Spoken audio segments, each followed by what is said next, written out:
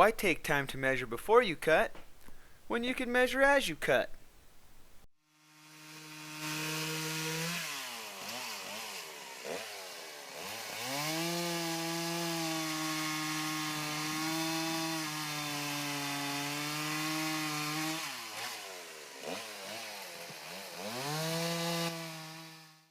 With the chainsaw's rule, you can multitask, measuring and cutting simultaneously.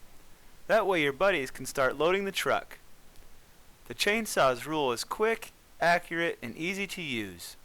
It is lightweight but sturdy, as well as quick and easy to install.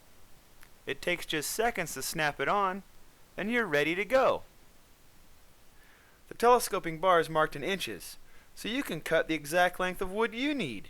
16 inches, 22 inches, as big as 32 inches, the chainsaw's rule has you covered. The chainsaw's rule telescopes in when cutting down or limbing a tree, so it's out of the way. It also can flip to allow you to cut the log from the other direction. The right length, every cut, makes for an even stack of firewood.